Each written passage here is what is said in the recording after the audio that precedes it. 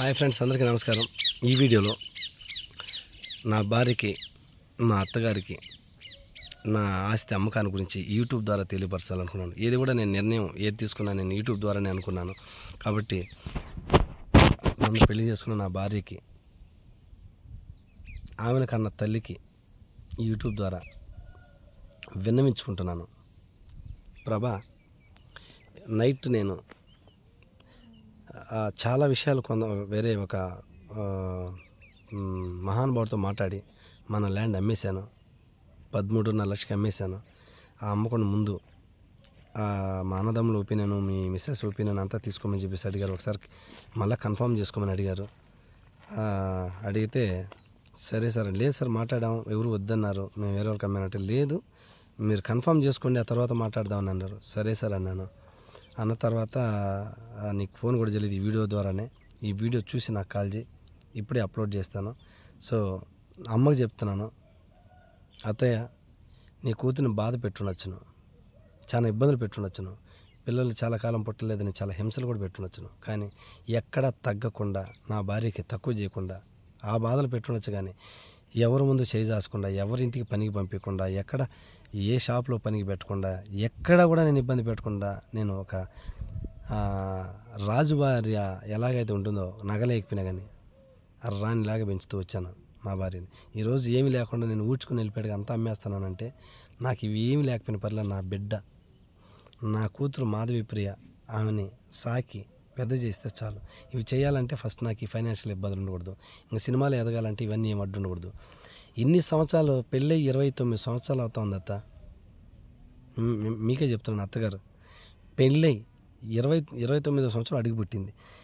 నేను ఇంతకాలం కూడా నా సినిమా పిచ్చి ఎంతో ఉన్నా కానీ మీకు తెలుసో తెలీదో నాకు తెలియదు. కానీ అవుతాడని నేను అవుతాను సినిమాలు ఈ విధంగా అవుతాను, ఒక యాక్టర్ అవుతాను అంటే మీరు ఎంత మాత్రం నమ్మారు నాకు తెలియదు. కానీ మీరు నమ్మిన రోజు, మీరు నన్ను మెచ్చుకునే రోజు దగ్గర వచ్చింది. నా భార్యకి తెలిసేది. కాబట్టి నాకు దాని విషయం పక్కన పెడితే ఏ బాధ నాకు అది దక్కింది. కాబట్టి నాకు ఏ బాధ లేదు. ఎవరో ఒకరు ఏదో ఒక క్యారెక్టర్ ఇస్తూ ఉంటారు, ఇంకా పరిచయాలు పెరిగినాయి. అందరు సినిమా వాళ్ళంతా కూడా వచ్చాము, మీటింగ్లో షూటింగ్ జరుగుతుంది, కొంతమంది హీరోలు వచ్చారు.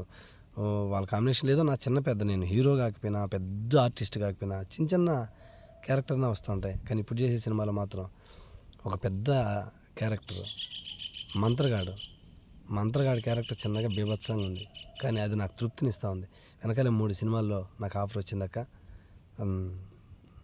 అక్క అంటే నేను అత్తయ్యని అక్క అని పిలిచి అలవాటు కాబట్టి అక్క అంటున్నాను. Friends sorry.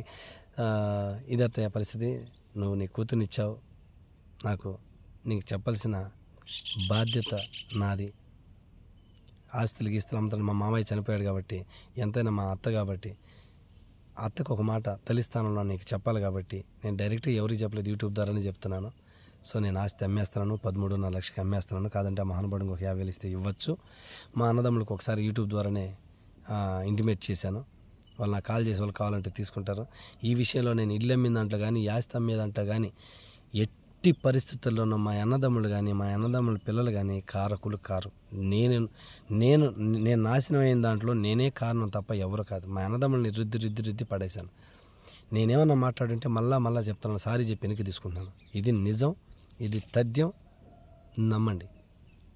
నా మనస్ఫూర్తి చెప్తున్నా. మీ అందరు కూడా చెప్పుంటారు, మా అన్నోళ్ళు ఇట్టా, మన కొడుకులు అట్టా ఇట్టని. ఎవరేం చేస్తారు చెప్పండి? బతికేవాడిని ఎవరైనా ఏమైనా చేస్తారా? కానీ నాకు డిప్రెషన్లోకి వెళ్ళినా, నేను మధ్యకాలంలో కోమాకి వెళ్ళి పోగొట్టుకునేనా. కాబట్టి ఇది నాకెందుకు చెప్తున్నాను అనుకోవచ్చు. నీ కూతురిని నాకు ఇచ్చావు, నా కూతురు పరిస్థితి ఏంటని అడగచ్చు. మీకు అడిగే హక్కు మీకుంది. మీరు నన్ను అడగకపోయినా మీరు అడిగే హక్కు మీకుంది. కాబట్టి మీరు అడగకపోయినా సమాధానం చెప్పాల్సిన అవసరం నాకుంది. మీరు అడగకపోవచ్చు, కానీ సమాధానం చెప్పాల్సిన అవసరం అయితే మాత్రం నాకుంది. నాకు కాలించిన వెల్డింగ్ పడేశాడు దేవుడు. నా కాలు దేవుడు ఎందుకు ఇచ్చాడంటే నా దుబారా ఖర్చుకే సుఖం ఇచ్చాడు. నా మంచి కోసమే కాలించాడని నేను అంటున్నాను అక్క. కాబట్టి నాకు దేవుడు కాలు ఇంచి మంచి చేశాడు. నా దుడుకుతనం తగ్గింది, ఖర్చు పెట్టే దాంట్లో ముడ్డి మూసుకొని పడి ఉంటాయని చేశాడు. సో నాకు ఇప్పుడు ఇబ్బంది లేదు, నేను బతుకోగలను. ఈ ఆటో తోలుకుంటూ వచ్చే చిన్న అవకాశాలని చూసుకుంటూ ఏదో ఒక రోజు ఒక మంచి ఆర్టిస్ట్ అవ్వాలని కోరిక మీద ఉంది. నా మాటలో పిల్లాడి మాటలాగా ఊహించుకోవద్దండి. పిల్లోడి స్థానంలో నా మాటలు పక్క పెడచెవిని పెట్టద్దండి. నా వయసు 49 సంవత్సరాలు. ప్లీజ్ అంగీకరించండి. మీ విషయంగా మీకే కాదు, మా అత్తగారే కాదు, మా అత్తగారి సైడ్ బంధువులు అందరూ కూడా చెప్తున్నా, ఇంతకాలం మా అన్నదమ్ముల్ని ఏదో మాట్లాడుకుంటాను. నాకు నా అన్నదమ్ముల పిల్లలంటే మహాప్రాణం. నేను మనస్ఫూర్తిగా చెప్తున్నా. ఏదో బాబాయ్ని వాళ్ళు ఏ ఉద్దేశంతో నన్ను దూరం పెట్టారో నాకు తెలియదు. నేను ఇంతవరకు కూడా నేను క్యాలిక్యులేట్ చేయలేకపోతున్నా.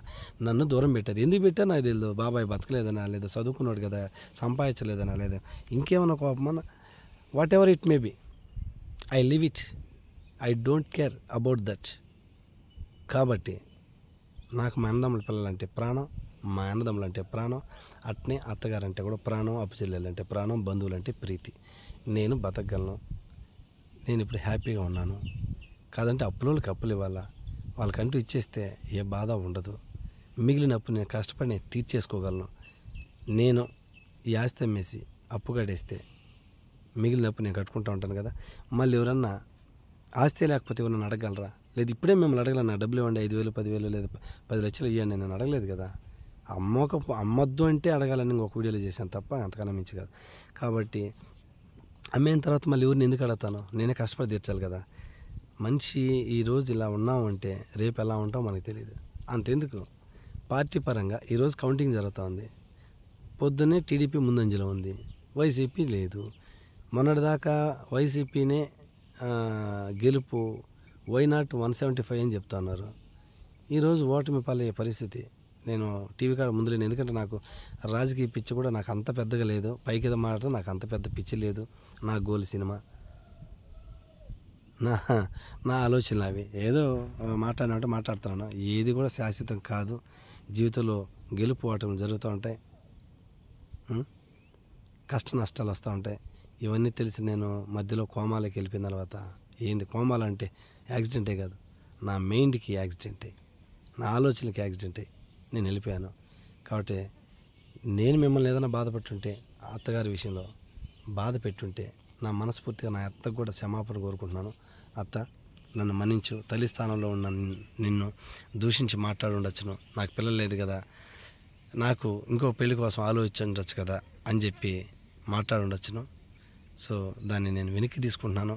కొన్ని సంవత్సరాల తర్వాత, నాకు బిడ్డ పుట్టిన తర్వాత నాకు అది తెలిసి వచ్చింది. ఈ వయసులో నేను ఇన్ని ఆలోచనలు, నాకు 5వ సంవత్సరం జరుగుతుంది నా బిడ్డకి, నా కూతురికి. ఇప్పటి నుంచి నాకు ఇన్ని ఆలోచనలు, మన కూతుర్ని ఎట్టా చదివించడం, ఎట్టా సాకడం, ఎట్టా పెళ్లి చేయడం.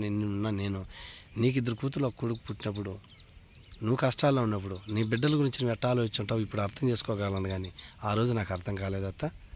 కాబట్టి నన్ను మనస్ఫూర్తిగా నన్ను క్షమించి, నా తప్పులు ఏమైనా ఉంటే ఈ ఆస్తి విషయంలో మాత్రం మీరు వేరే విధంగా అనుకోవద్దండి. అమ్మేసి అంటే మీరు అనుకోలేదు, నా ఉద్దేశం చెప్తున్నాను.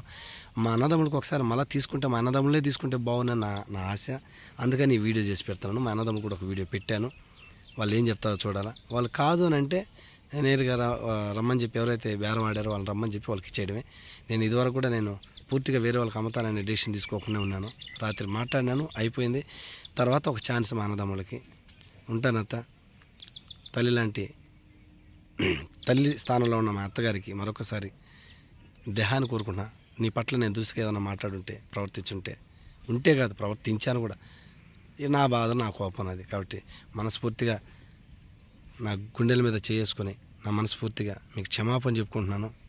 2 చేతులు చెప్పాలంటే ఒక చేతిలో ఫోన్ ఉంది. కాబట్టి నన్ను మన్నించు, నన్ను ఆశీర్వదించు. తల్లి స్థానం నుండి చనిపోయింది మా అమ్మ, ఆ స్థానాన్ని నువ్వు భర్తీ చేసుకొని నన్ను ఆశీర్వదించు.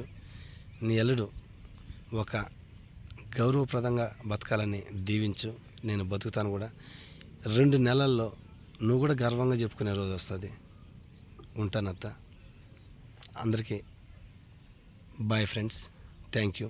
ఇంకా నా ఛానల్ ఎవరైనా సబ్స్క్రైబ్ చేయని వాళ్ళంటే సబ్స్క్రైబ్ చేయండి, లైక్ చేయండి, ఒక కామెంట్ చేయండి, నన్ను ఆదరించండి. Thank you friends.